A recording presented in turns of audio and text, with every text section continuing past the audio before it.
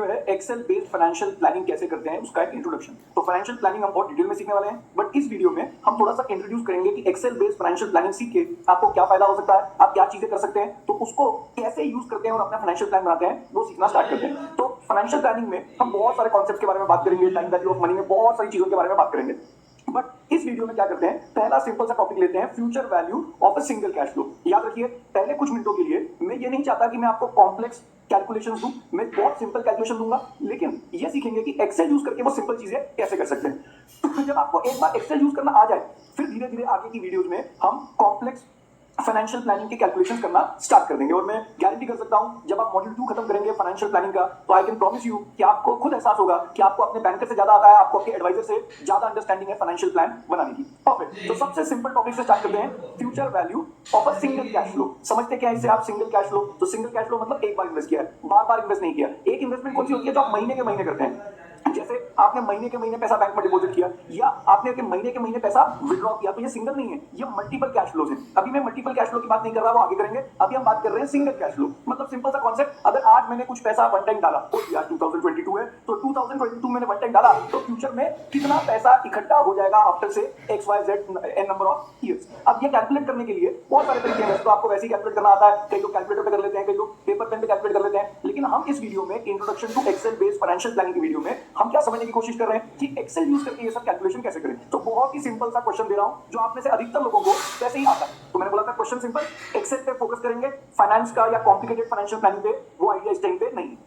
तो क्वेश्चन पढ़ लीजिए आपके स्क्रीन पे, if you deposit 100 rupees in the bank, अगर आपने 100 रुपए डाले, कितने साल के लिए? 10 साल के लिए डाले, eight an interest of 8% per year compounded annually. चाहे बैंक में या कहीं पर भी, मान लीजिए कोई ऐसा इन्वेस्टमेंट इंस्ट्रूमेंट है जहां पर आपने 100 रुपए 10 साल के लिए डाले और आपको साल का कितना मिलेगा? 8% पर ईयर कंपाउंडेड एनुअली। अभी जिन लोगों ने बहुत टाइम से अपना मैथ्स वैथ्स पे ध्यान नहीं दिया, तो उनके लिए मैं थोड़ा सा रिवाइज कर रहा हूं, कंपाउंडेड एनुअली का मतलब होता क्या है। कंपाउंडेड एनुअली मतलब मैंने 100 रुपए बैंक में डाले, एक साल बाद मेरे को इंटरेस्ट मिलेगा, और वो 8% जब कैलकुलेट करेंगे तो एक साल बाद कितना हो जाएगा? 108। बट ये अगले साल फिर से कंपाउंड करेगा, यानी अगले साल के लिए उसकी जो बेस वैल्यू है वो 100 नहीं होगी, वो 108 होगी। 108 के ऊपर फिर से एक साल के लिए पैसा जमा किया 8% पे, तो ये क्या हो जाएगा? 116 प्लस कुछ पैसे एक्स्ट्रा ऐड हो जाएंगे। क्यों ऐड हो जाएंगे? क्योंकि ये कंपाउंडिंग हो रही है। एक दूसरी चीज भी हो सकती थी जिसका नाम है compounding semi annually. Semi annually मतलब जो इंटरेस्ट है वो साल में कितनी बार मिलने वाला है? 2 बार आपको इंटरेस्ट मिलने वाला है। तो समझिए आपने 100 रुपए डाले, इस बार आपको साल में एक बार इंटरेस्ट नहीं मिलेगा, साल में 2 बार मिलेंगे। कंपाउंडेड सेमी एनुअली, साल का तो अभी भी 8% ही है, बट अगर ये कंपाउंडेड सेमी एनुअली होता तो मेरे को साल का मिल रहा है 8%, लेकिन हर 6 महीने में मिल रहा है, तो कितना मिलेगा? पहले 6 महीने बाद, 6 महीने बाद 8% नहीं मिलेगा, 4% मिलेगा, तो ये क्या हो जाएगा? 104। फिर ये 104 पे फिर से अगले 6 महीने 4% इंटरेस्ट मिला, तो देख लीजिए साल का तो अभी भी 8% ही है, लेकिन 4 करके मिला है, तो ये 108 पॉइंट शायद 16 हो जाएगा। मतलब ये 0.16 आपको एक्स्ट्रा मिल गया। इफेक्टिव रेट ऑफ रिटर्न 8% नहीं है, 8.16% का आपको साल का रिटर्न मिल गया। ये उनके लिए था जिन्होंने बहुत टाइम से कंपाउंडेड और सेमी एनुअली ये सब ना सुना हो, उनके लिए। बट ये याद रखिए, कई बार आपको ये फीलिंग आ सकती है कि क्या इसमें बहुत मैथमेटिक्स आने वाला है। कुछ नहीं, इनफैक्ट मैं आपको बता रहा हूं, ये कोर्स करके आपको महसूस होगा कि इसमें कोई, इट इज बस 5th स्टैंडर्ड का मैथ्स आना चाहिए, उससे ज्यादा आपको कोई जरूरत नहीं है पूरे के पूरे कोर्स के लिए। और सिर्फ 5th स्टैंडर्ड का मैथ्स का बेस यूज करके हम बहुत कॉम्प्लिकेटेड चीजों को आसान कर देंगे आगे की वीडियोस में। ऑलराइट, तो क्वेश्चन पढ़िए, 100 रुपीज डाले 10 साल के लिए, 8% कंपाउंडेड एनुअली में, ये फ्यूचर में 10 साल बाद कितना पैसा बन जाएगा, ये कैलकुलेट करना है। तो जैसे मैंने बताया था, कुछ लोगों को तो वैसे ही कैलकुलेट करना आता है, लेकिन मैं आपको क्या सिखाने वाला हूं, एक्सेल यूज करके ये प्लानिंग कैसे करते हैं। तो क्या करना है, एक्सेल पे जाइए, किसी भी सेल पे गए, क्योंकि आप फॉर्मूला डालने वाले हैं, कोई कैलकुलेशन करने वाले हैं, तो सबसे पहले क्या लिखते हैं? Equal to. इक्वल टू लिख के कंप्यूटर को ये समझ पड़ जाता है आप कोई कैलकुलेशन करने की कोशिश कर रहे हैं। इक्वल टू क्या? हम फ्यूचर वैल्यू ढूंढ रहे हैं। तो अगर आप एफवी डालेंगे तो कंप्यूटर अपने आप समझ जाता है एफवी का मतलब फ्यूचर वैल्यू। ब्रैकेट ओपन करके जब आप करेंगे तो वो आपको कुछ पैरामीटर एंटर करने के लिए बोलेगा, क्योंकि फ्यूचर वैल्यू का एक फॉर्मूला है कि फ्यूचर वैल्यू डिपेंडेंट है प्रेजेंट वैल्यू पे, इंटरेस्ट रेट पे, नंबर ऑफ पीरियड्स पे। तो ये अगर आप पैरामीटर्स उसको दे देंगे तो वो खुद ही कैलकुलेट करके आपको बता देगा कितना पैसा बन जाएगा। तो क्वेश्चन हमारा क्लियर है, 100 रुपए डाले 8% पर ईयर पे। अब पहली चीज जो वो पूछ रहा है, वो पूछ रहा है आपको रेट। तो पहले तो आपको क्या याद रखना है, रेट का मतलब क्या? कई लोग बोलते हैं रेट का मतलब साल का कितना रेट मिला, रेट ऑफ इंटरेस्ट। ये नहीं, गलत है। कंप्यूटर के लिए रेट का मतलब होता है रेट ऑफ रिटर्न पर पीरियड। अभी वो पीरियड 1 ईयर भी हो सकता है, वो पीरियड 6 मंथ भी हो सकता है, वो पीरियड 1 डे भी हो सकता है। कंप्यूटर कभी नहीं बोलता कि एक पीरियड 1 साल है। कंप्यूटर तो रेट का मतलब पकड़ता है, रेट का मतलब समझता है रेट ऑफ रिटर्न पर पीरियड। अभी मैं अगर बोल रहा हूं कंपाउंडेड एनुअली, तो एक पीरियड कितना लंबा है? 1 साल। अगर मैं बोलता कंपाउंडेड सेमी एनुअली, तो एक पीरियड कितना लंबा है? 6 मंथ्स। अगर मैं बोलता कंपाउंडेड डेली, तो एक पीरियड कितना लंबा है? 1 डे हो जाता। बट हमारा जो कैलकुलेशन है उसमें हम क्या बोल रहे हैं? Compounded annually. तो एक पीरियड कितना लंबा है? 1 साल जितना। 1 साल का इंटरेस्ट कितना है? 8%। जैसे ही आपने 8% डाला, आप लिखने को 0.08 भी लिख सकते थे 8% को, लेकिन हम अपना कैलकुलेशन इजी रखने के लिए हमेशा क्या बोलेंगे? 8%। फिर आपने कॉमा डाल के जब एंटर किया तो कंप्यूटर क्या समझ गया, कोई एक पीरियड है जिसका रेट ऑफ रिटर्न कितना है 8%। फिर वो पूछेगा कितने नंबर ऑफ पीरियड्स हैं, एनपीईआर, नंबर ऑफ पीरियड्स। तो कितने नंबर ऑफ पीरियड्स हैं, 10 साल। एक पीरियड कितना लंबा है, 1 साल, तो नंबर ऑफ पीरियड कितने हो गए 10। कॉमा जब आपने डाला तो कंप्यूटर समझ गया कि 10 पीरियड है, हर पीरियड में इंटरेस्ट कितना मिला है, 8%। अगर मैं सेमी एनुअली बोलता तो बेसिकली ये जो रेट डालना था वो आपको 6 महीने का डालना था, और नंबर ऑफ पीरियड भी 6-6 महीने करके कैलकुलेट करने थे। अभी अगले उसमें बात करेंगे, अगले टॉपिक पे बात करेंगे उसके ऊपर। सेमी एनुअली होता तो कैसे करते, अभी एनुअली समझिए। 8% साल का, नंबर ऑफ पीरियड्स 10, टीएमटी। तो याद रखिए हमको ये समझना है कि ये पीएमटी क्या होता है। तो दो चीजें हैं, अगर आप ये दो चीजें ठीक से समझ जाए, एक होता है पीएमटी और एक होता है पीवी। तो पीएमटी पीवी क्या होता है एक बार स्क्रीन पे लिख लेते हैं। एक है पीएमटी, ये कंप्यूटर एंटर करने के लिए बोलता है, और एक बोलता है प्रेजेंट वैल्यू, पीवी। तो पीएमटी का मतलब होता है मल्टीपल कैश फ्लोस। पीएमटी का फुल फॉर्म है पेमेंट्स। तो ऐसे याद रखिए, मल्टीपल कैश फ्लोस। ये कभी एक नहीं होगा, बार बार बार बार। जैसे कि मैंने हर महीने 500 रुपए स्टॉक मार्केट में इन्वेस्ट किए, तो ये पीएमटी है या पीवी है, पीएमटी। मैंने हर महीने 500 रुपए निकाले, तो ये क्या है, पीएमटी या पीवी, पीएमटी। पीवी का मतलब क्या है, पीवी का मतलब होता है anything that is invested once, एक ही बार, और वो भी कब, in the at the beginning. कोई भी चीज आपने एक बार इन्वेस्ट की हो, और वो भी कब की हो, बिगिनिंग में इन्वेस्ट की हो। तो ये हमारे लिए दो चीजें समझना जरूरी है। पीएमटी का मतलब जो बार बार बार बार बार बार होता है। अगर स्टार्टिंग में डाला लेकिन बार बार डाला, मतलब मैंने आज 500 रुपए डाले और हर महीने 500 रुपए डाले, तो ये 500 रुपए जो स्टार्टिंग में भी डाले वो भी प्रेजेंट वैल्यू मत बोलिए, उनको क्या बोलिए, पेमेंट्स, क्योंकि ये मल्टीपल है। अगर मैंने 500 रुपए बार बार डाले तो मल्टीपल, और 500 रुपए एक बार डाले स्टार्टिंग में, तो ये प्रेजेंट वैल्यू हो जाएगी। तो अभी हमारा जो क्वेश्चन था, क्या उसमें हमने जो 100 रुपीज डाले हैं, क्या वो बार बार डाले हैं, क्या वो साल के साल डाले हैं, नहीं। क्या वो महीने के महीने डाले हैं, नहीं। क्या वो डेली डाले हैं, नहीं। ये रिकर नहीं हो रहा, बार बार रिकरिंग नहीं है, ये सिर्फ वन टाइम है। इसलिए इस केस में ये प्रेजेंट वैल्यू कहलाएगी। तो पीएमटी कितनी होनी चाहिए, 0। अब ये मैं बहुत ध्यान से समझा रहा हूं, बहुत ध्यान से सुनिएगा।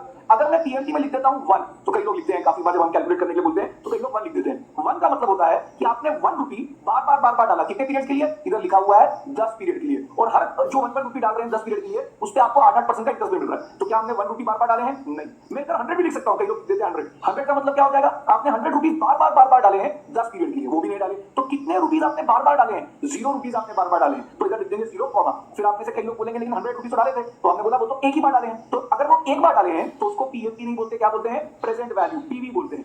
तो यहाँ आपको कंप्यूटर को बताना है कि हमने 100 रुपए जमा किए। अब 100 रुपीज में हम दो ट्रीटमेंट ले सकते हैं, या तो हम लिखे 100 या हम लिखे -100। तो मैं हमेशा माइनस यूज करता हूं, यहाँ पे समझने की कोशिश करते हैं क्यों।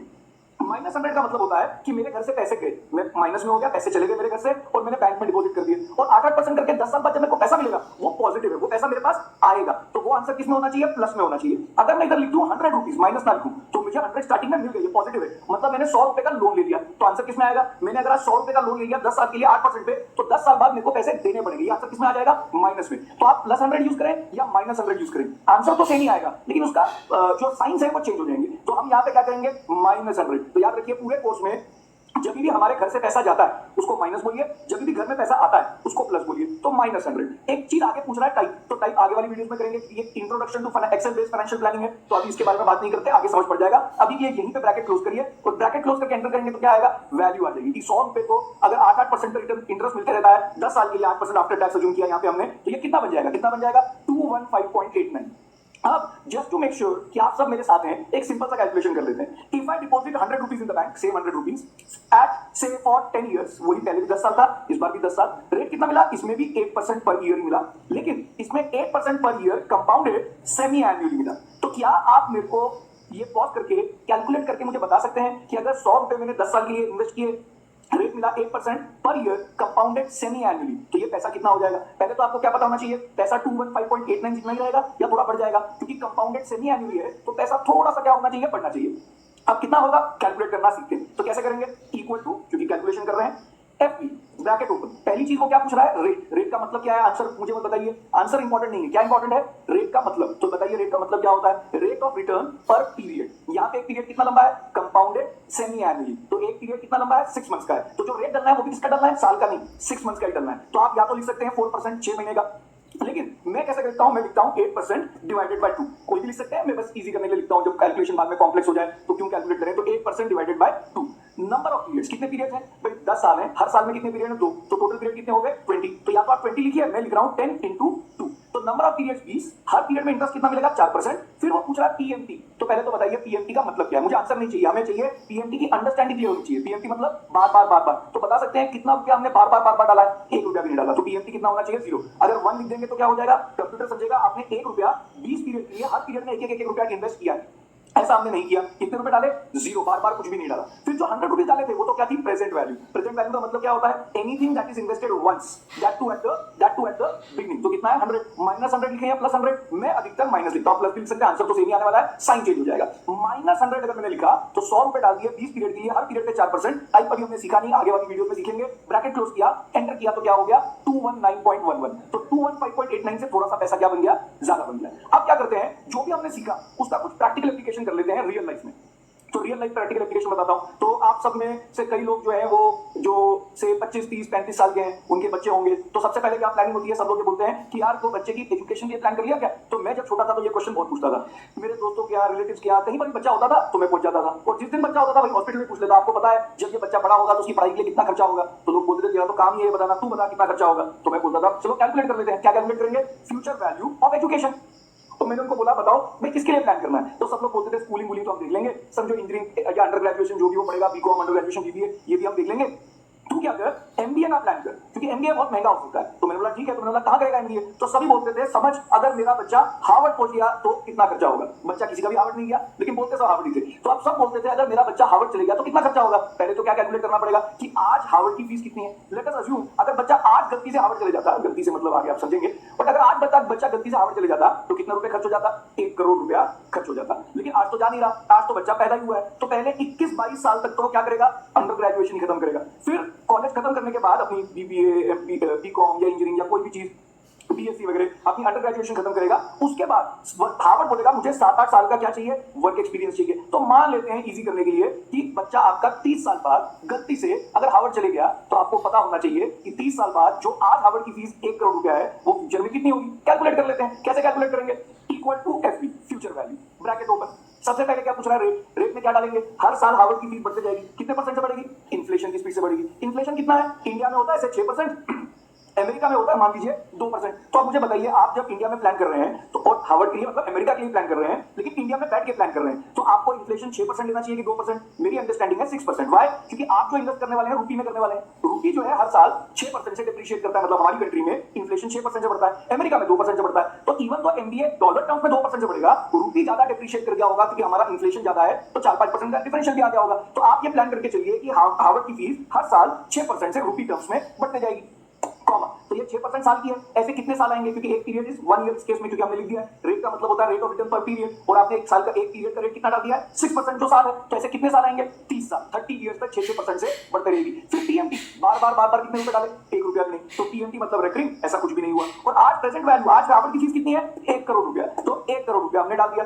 टाइप अभी हमने सीखा नहीं, तो ब्रैकेट क्लोज, एंटर। अब पता लगेगा कि गलती से अगर 30 साल बाद बच्चा हार्वर्ड पहुंच गया तो ये जो 1 करोड़ का एमबीए है वो 30 साल बाद आपको पड़ जाएगा, इसकी कॉस्ट हो जाएगी 5.74 करोड़। तो क्या समझ पड़ा कि 30 साल बाद 5.74 करोड़ चाहिए होंगे। जब मैं सबको हॉस्पिटल में कैलकुलेशन करके दिखाता था तो सब बोलते थे चल चल बाद में बात करते हैं। मुझे लगता था वो मेरे को पूछेंगे बता फिर कैसे इकट्ठा करना है, किसी ने पूछा ही नहीं। सबने बोला चल चल ये ऐसा करते हैं बाद में बात करते हैं, क्योंकि सब वरीड हो जाते हैं, सबको टेंशन हो जाती है इतना पैसा कहां से आएगा। लेकिन मैं आपको बताना चाहता हूं कि अगर उनके पेरेंट्स, उनके ग्रैंड पेरेंट्स मुझे 5-10 मिनट और देते तो मैं आपको दिखा सकता था कि ये इकट्ठा करना कितना आसान होता है। कैसे समझते हैं? तो अभी मेरे दोस्त के यहाँ जब मैं गया तो उसका बच्चा हुआ था। तो जब बच्चा हुआ तो मैंने इमीडिएटली उसको पूछा यार तू बता तूने अपने बच्चे की एजुकेशन के लिए प्लान कर लिया? तो उसने बोला तू बता। तो मैंने बोला किसके लिए? उसने बोला हार्वर्ड। मैंने कैलकुलेट करके बताया 5.74 करोड़ चाहिए होंगे 30 साल बाद। तो मेरे दोस्त ने मेरे को बोला ठीक है 5.74 करोड़ चाहिए होंगे, तू मेरे को तो ये बता दे कि मैं आज कितने रुपए डालूं ताकि फ्यूचर में ये 5.74 करोड़ बन जाए। आपने नोटिस किया चेंज क्या हो गया? पहले हम बोल रहे थे कि आज एमबीए की फीस 1 करोड़ रुपए, फ्यूचर में कितनी हो जाएगी, लेकिन अब उल्टा कन्वर्शन हो गया है। फ्यूचर में पता है कि 5.74 करोड़ हो जाएगी, लेकिन आज मैं कितने रुपए डाल दूं ताकि ये अपने आप 5.74 करोड़ रुपीस बन जाए। तो अब हमको फ्यूचर वैल्यू कैलकुलेट नहीं करनी, वो तो पता ही है। हमको क्या कैलकुलेट करना है? Present value. बहुत ध्यान से सुनिए। अगर मेरा दोस्त मेरे को ये बोलता कि मैं हर महीने कितने रुपए डालूं, तो ये क्या हो जाता? सोच के बताइए। मैं पॉज कर लीजिए, आराम से टाइम लीजिए और सोच के बताइए। अगर मेरा दोस्त मुझे ये बोलता मैं हर महीने कितने रुपए डालूं, तो ये 5.74 करोड़ बन जाएंगे। तो मेरा दोस्त क्या बोल रहा है? क्या प्रेजेंट वैल्यू की बात कर रहा है? नहीं। प्रेजेंट वैल्यू का मतलब होता है anything that is invested once, that too at the beginning. लेकिन पीएमटी का मतलब क्या होता है? रिकरिंग। तो मेरा दोस्त पूछ रहा है मैं बार-बार कितने रुपए डालूं, तो वो पीएमटी की बात कर रहा है। लेकिन इस क्वेश्चन में मेरा दोस्त मेरे को बोल रहा है मुझे तू ये बता मैं आज स्टार्टिंग में वन टाइम कितने रुपए डाल दूं, आज स्टार्टिंग में वन टाइम कितने रुपए डाल दूं कि ये 5.74 करोड़ बन जाए। तो क्या ढूंढना है? Equal to PV. पीएमटी नहीं ढूंढना। पीएमटी का मतलब होता है बार-बार कितने डालूं, फ्यूचर वैल्यू नहीं ढूंढना, वो तो पता ही है 5.74 करोड़ से। हमको ढूंढना है आज स्टार्टिंग में कितने डालूं। तो इससे क्या लिख देंगे? Equal to PV. अब मेरा दोस्त कहाँ पैसा जमा करेगा? मान लेते हैं उसने बोला यार एकदम सेफ जगह बता, मैं तो पीपीएफ में ही करूंगा क्योंकि स्टॉक मार्केट तो बहुत रिस्की होती है। तो पीपीएफ का रेट मान लेते हैं 8% हो गया, आजकल शायद ना हो बट मान लेते हैं 8% हो गया। वैसे तो पीपीएफ में वन टाइम लमसम डाल भी नहीं सकते, पीपीएफ में तो क्या करना पड़ता है, साल के साथ 1.5 लाख तक की लिमिट है। लेकिन अज्यूम करिए ऐसा कोई बढ़िया प्रोडक्ट मिल गया आपको कि जिसमें 8% साल का मिल जाए, 8% साल का टैक्स भी ना लगे। अज्यूम करिए अगर गलती से मिल गया, अगर 8% पर एनम मिल गया साल का, ऐसे कितने पीरियड आएंगे? 30 साल। तो हमने बोला कि मैं आज स्टार्टिंग में कितने रुपए डाल दूं 30 पीरियड के लिए जिसपे मेरे को 8% पर एनम मिल जाए। याद रखिए ये वाली क्लास में हम ये डिबेट नहीं कर रहे कि निफ्टी कितना रिटर्न देगा, पीएफ कितना रिटर्न देगा, एनपीएस का क्या रिटर्न है, ये डिबेट नहीं कर रहे। इस वाली क्लास में हम सिर्फ बोल रहे हैं अगर इतना रिटर्न देगा तो कैलकुलेट कैसे करते हैं। क्योंकि अवेयरनेस प्रोग्राम में मैंने आपको बताया कि निफ्टी ने 17-18% रिटर्न दिया है। फाइनेंशियल प्लानिंग की हम बोलते हैं निफ्टी अगर 15% दे दे तो कितना पैसा बन जाएगा। तो याद रखिए अगर आपने फाइनेंशियल अवेयरनेस प्रोग्राम नहीं किया, फाइनेंशियल लिटरेसी अवेयरनेस प्रोग्राम जिसको हम फ्लैप बोलते हैं, तो अभी भी रुकिए, पहले वो वीडियो का पूरे 2-3 घंटे का वीडियो देख के आइए और फिर इस प्रोग्राम में आइए क्योंकि इसमें हमने बताया निफ्टी के क्या एडवांटेजेस हैं, निफ्टी में क्या रिटर्न मिल जाएगा। और आगे वाली वीडियो में हम बहुत डिटेल में सिखाएंगे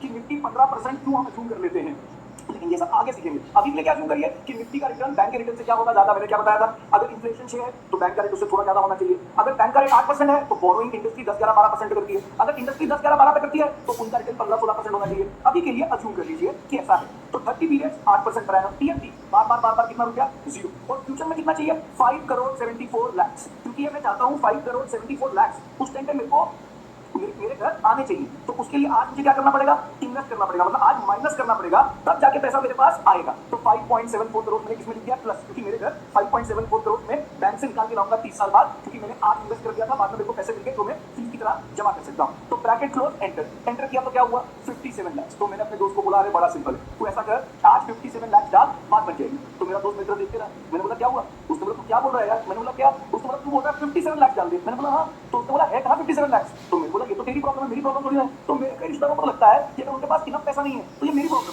तो मैं उनको बोलता हूँ तुमने सेविंग नहीं की, वो तुम्हारी प्रॉब्लम है अभी। और मेरे कई रिश्तेदार तो ये भी करते हैं, मेरे फादर को कॉल करते हैं और बोलते हैं मुझे सिर्फ 1 से 10 मिनट बात करनी है। तो मेरे पापा बोला पापा उनको बोलो पहले पूरा कोर्स समझ लें, उसके बाद अगर मेरे से मीटिंग करें तो मैं कुछ समझा पाऊंगा। पर मैं समझा नहीं पाऊंगा। बोलते नहीं सिर्फ 10 मिनट। फिर जब मेरे से बात करते हैं तो बोलते हैं वरुण मुझे कुछ नहीं बस 30 लाख रुपए चाहिए एजुकेशन के लिए बच्चे। तो मैंने बोला कितना पैसा आपके पास? तो बोले मेरे पास आज 1 लाख रुपए है। तो मैंने बोला कितने साल है? बोले बस 2 साल बाद चाहिए। तो मैंने बोला ये तो नहीं हो सकता। तो बोले फिर तेरे से बात करने का फायदा किया। तो मेरे कई रिश्तेदार समझते हैं कि मैं कुछ जादू करूं। I am not a magician, मैं सिर्फ कैलकुलेट करके बता सकता हूं क्या किया जा सकता है, क्या पॉसिबल है। मैं कुछ जादू तो कर नहीं सकता। तो मैंने अपने दोस्त को बोला तेरे पास 57 लाख नहीं है? उसने बोला नहीं। तो काफी टेंशन में आ गया। उसने बोला यार अब कैसे होगा? तो मैंने बोला घबरा मत, तभी तो आपको स्टॉक मार्केट की अंडरस्टैंडिंग होनी चाहिए, तभी तो आपको निफ्टी जैसी जगह पे इन्वेस्ट करना चाहिए। तो मैंने बोला तू चिंता मत कर, तेरा पास 30 ईयर्स है। तो मैंने उसको बोला अगर 30 साल है तो आपको पता होना चाहिए कि लंबे समय में इंडस्ट्री का रिटर्न बैंक के रेट से ज्यादा होगा। तो तू ऐसा कर निफ्टी में वन टाइम इन्वेस्ट कर दे। तो मेरे दोस्त ने बोला ये ठीक है, मेरे को कैलकुलेट करके ये बता कि मैं आज निफ्टी में वन टाइम कितना रुपया इन्वेस्ट कर दूं ताकि अपने आप कितने बन जाए? 5.74 करोड़। तो कैसे कैलकुलेट करेंगे? इक्वल टू, क्योंकि अब मैं ये नहीं पूछ रहा मैं हर महीने कितने डालूं, मैं पूछ रहा हूं मैं स्टार्टिंग में आज वन टाइम कितने डाल दूं।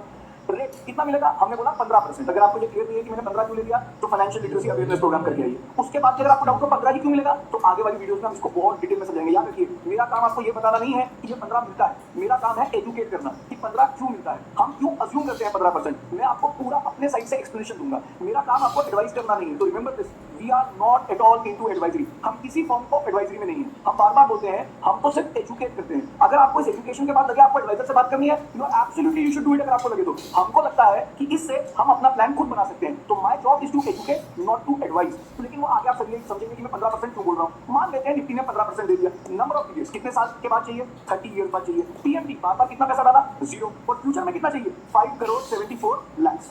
ब्रैकेट क्लोज, एंटर जब किया तो क्या हुआ? बहुत ध्यान से नोट करिए।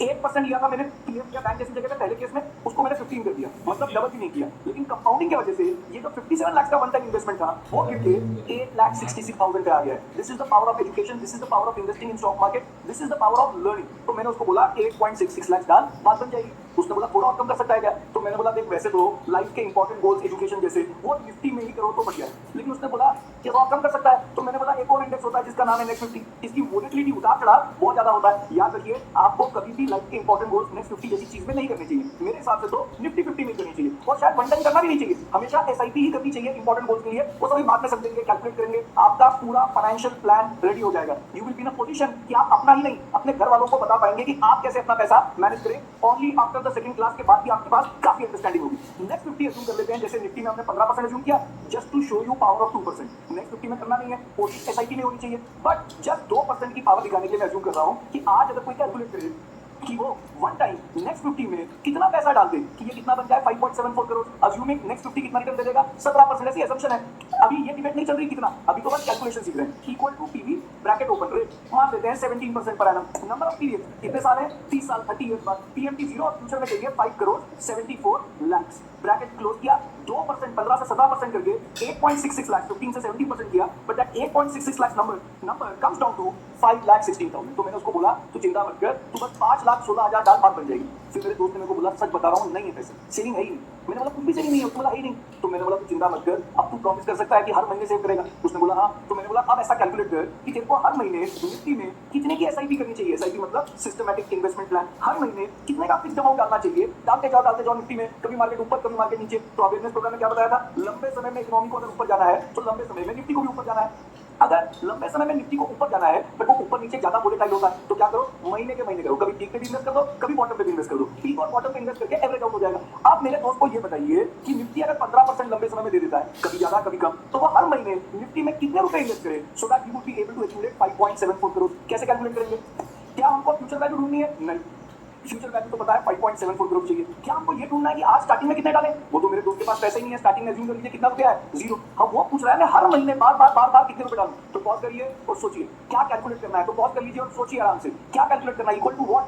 आंसर है इक्वल टू पीएमटी, पेमेंट्स। बार रेट कहाँ डालेगा पैसा? 15% निफ्टी में। लेकिन ये तो साल का है, पैसा तो हम महीने के महीने डालेंगे। क्योंकि पैसा महीने के महीने डालेंगे तो रेट किसका होना चाहिए? महीने का होना चाहिए। तो 15% डिवाइडेड बाय क्या कर दिया 12, एक महीने का रेट आ गया। नंबर ऑफ पीरियड्स, एक महीने के कितने पीरियड आएंगे? 30 साल है। हर साल में कितनी बार इन्वेस्ट करेंगे? 12 बार। तो आप 360 भी लिख सकते थे, मैंने लिख दिया 30 × 12। प्रेजेंट वैल्यू आज स्टार्टिंग में डालने के लिए कितना है वन टाइम? अगर मेरे दोस्त के पास होता है 50,000 तो हम स्टार्टिंग में -50,000 डाल देते कि आज 50,000 स्टार्टिंग में भी डाल दिया। उसके अलावा हर महीने कितने रुपए डालें? लेकिन मेरे दोस्त के पास क्या अज्यूम कर लेते हैं, ये प्रेजेंट वैल्यू को कैसे यूज करना है ये आगे आप सीखेंगे। बट अभी के लिए मान लेते हैं प्रेजेंट वैल्यू कितना है, जीरो स्टार्टिंग में है नहीं। और फ्यूचर में कितना चाहिए? 5 करोड़ 74 लाख। ब्रैकेट क्लोज किया, एंटर किया तो क्या पता लगा, अगर कोई 8,290 रुपीज हर महीने डाले तो उसके पास 5.74 करोड़ हो जाएगा। 15% के हिसाब से बच्चा हार्वर्ड के लिए जो पैसा इकट्ठा करना है वो इकट्ठा हो जाएगा। अच्छा, मेरे दोस्त ने बोला है तो बहुत बढ़िया है, थोड़ा और कम कर सकता है क्या? वैसे मैंने आपको बताया था लाइफ के इंपॉर्टेंट गोल्स नेक्स्ट 50 में नहीं, but just to show you power of 2%। Nifty के बजाय अगर कोई नेक्स्ट 50 में करता एसआईपी और गलती से उसमें एसआईपी में कितना रिटर्न मिल जाता, 17% का रिटर्न मिल जाता, तो कितना पैसा डालना पड़ता है महीने? कैलकुलेट कर लेते हैं। इक्वल टू पीएमटी, मैं हर महीने कितने रुपए डालूं? क्या रेट पे? 17% ले रहे हैं। याद रखिए इंपॉर्टेंट गोल सिर्फ निफ्टी में। ये आगे हम अभी फाइनेंशियल प्लान नहीं बना रहे, आपको फाइनेंशियल प्लान कैसे बनाना है वो आगे सीखेंगे। अभी तो हम क्या देख रहे हैं, कैलकुलेशन। ये introduction to Excel based financial planning है। पावर दिखा रहा है कि एक्सेल अगर आपको समझ पड़ जाए, फाइनेंशियल प्लानिंग समझ पड़ जाए, इन्वेस्टिंग भी समझ पड़ जाए तो आप क्या कर सकते हैं। तो याद रखिए इन्वेस्टिंग में वेल्थ क्रिएट करने के 3 फॉर्मूला हैं। पहले आपकी अर्निंग अच्छी हो तो बहुत ईजी हो जाता है। दूसरा, अगर अर्निंग अच्छी ना भी हो तो सेविंग बहुत अच्छी हो तो उसमें भी काफी काम हो जाता है। तो पहले अर्न करना,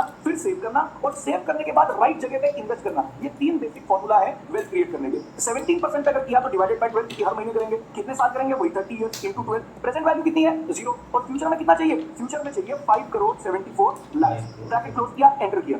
5,000 रुपए कोई महीने के रुपए डाले तो उसका काम बन जाएगा। तो इस वीडियो में हमने क्या देखा? हमने बस ये देखा थोड़ा बहुत एक्सेल में जो चीजें एंटर करते हैं उनके बेसिकली मतलब क्या होते हैं, वो एंटर कैसे करते हैं, उसकी पावर की, उसको प्लान बनाने की एक्सेल की क्या पावर है। और इससे फाइनली सेकंड मॉड्यूल में हम सीखेंगे कि कैसे इसको यूज करके हम लाइफ की सारी बकेट्स को फिल करें। एजुकेशन, किसी की एजुकेशन, किसी की मैरिज, अपना रिटायरमेंट, टैक्स प्लानिंग, इंश्योरेंस, ये छोटी छोटी बकेट्स आप फिल करेंगे। And I promise you second module के बाद you will be a completely changed investor. और जब वो हो जाएगा फिर बाकी जो आपके पास वेल्थ बची उससे हम वेल्थ मैक्सिमाइज करना सीखेंगे। जिसके लिए थोड़ा इंट्रोडक्शन हमने क्या किया, पी रेशियो से हमने ऊपर नीचे खरीदने और बेचने की बात करी। ये आगे हम और रिफाइन करते जाएंगे। फाइनेंशियल प्लान कैसे बनाएं अब हम सीखेंगे नेक्स्ट मॉड्यूल में।